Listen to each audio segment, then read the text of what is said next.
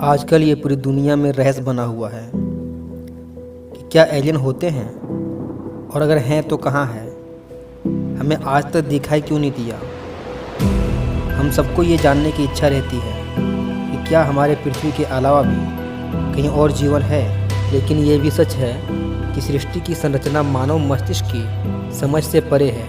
हालांकि ये साबित तो नहीं किया जा सकता कि पृथ्वी के अलावा किसी दूसरे ग्रह पर जीवन है, लेकिन जरा सोचिए, हमारा सूरज एक तारा है। जिस आकाश गंगा का तारा सूरज है, उस आकाश गंगा में ऐसे ही अनुमानित तारों की संख्या इतनी है जिसे आप गिन नहीं सकते। आप चाहो तो कोशिश करके देख सकते हैं। ये संख्या है 1 0 0 0 0 0 0 0 0 0 0 0 0 0 0 0। सिर्फ इतना ही नहीं, जितनी संख्या हमारे एक आकाश गंगा में है, लगभग उतनी ही आकाश गंगाएं इस ब्रह्मांड में है। और ये तेज़ी से फैलता जा रहा है, यानी कि ये बढ़ते ही जा रहे हैं। इसे आप सीधे भाषा में समझे तो ये अनगिनत है। और प्रत्येक आकाश गंगाएं में अनेक तारे हैं, और उन्हीं अनगिनत तारों में एक तारा है हमारा सूरज। अब सीधे तौर पर यह अंदाज़ा लगाया जा सकता है कि इतने विशाल ब्रह्मांड में सिर्फ एक छोटे से तारे यानी पृथ्वी पर जीवन हो, ये तो संभव नहीं है। और अगर मान लिया जाए सिर्फ पृथ्वी पर ही जीवन है, तो ये बाकी के तारे और आकाश गंगाएं कुदरत ने सिर्फ इसलिए बनाई है कि रात में लाइट जाने के बाद हम बाहर छत पर लेटकर हम इसे निहार सके। अगर हम ये मान ले हमारे आकाश गंगा में सिर्फ पृथ्वी पर जीवन है, तो भी अरबों खरबों आकाश गंगाएं हैं। इस ब्रह्मांड में कहीं न कहीं ऐसा ग्रह होगा जिसका तापमान और बाकी हालत पृथ्वी जैसी हो। निश्चित तौर पर इस विशाल ब्रह्मांड में एक या दो नहीं बल्कि अनगिनत जगहों पर जीवन है, लेकिन हमारे दिमाग का क्षमता इतना नहीं है कि हम उस ग्रह को खोज सके या उनके निवासियों के पास जा सके। लेकिन हो सकता है कहीं कोई बुद्धि प्राणी हो जो हमें खोज लिया हो। दुनिया भर से यूएफओ देखने की खबर आती रहती है।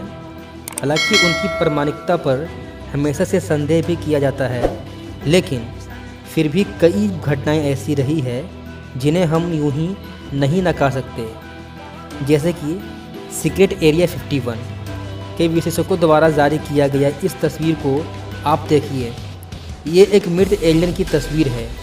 एरिया 51 के वैज्ञानिकों के अनुसार यह तस्वीर 1947 की है, जब एक यूएफओ दुर्घटनाग्रस्त हो गया था। कोडेक इतिहासकारों ने जांच की और उन्होंने बताया है कि इस तस्वीर से कोई छेड़छाड़ नहीं की गई है और यह तस्वीर 1947 की है। और 1947 में ऐसी तस्वीर बनाना असंभव था, क्योंकि आज की तरह फोटोशॉप जैसी सॉफ्टवेयर नहीं थी। इस तस्वीर में दिखाए गए एलियन का कद करीब 4 फीट था और इसका सर इसके शरीर के तुलना में बेहद बड़ा था। अब आप इस तस्वीर को देखें। इस तस्वीर में दिखाई पड़ रहा है कि एक बहुत बड़ा यूएफओ सूर्य के पास है और वह सूर्य में से अपने लिए ईंधन भर रहा है। हालांकि सूर्य में लगातार सोलर फ्लेयर आते रहते हैं, लेकिन निश्चित तौर पर यह चीज़ किसी सोलर फ्लेयर जैसी नहीं दिखती है। अगर आप पृथ्वी की तुलना सूरज से करें तो पृथ्वी आपको सूरज के सामने बहुत ही छोटा दिखाई देगा। यानी ये यूएफओ पृथ्वी की तुलना में कम से कम 50 गुना बड़ी है।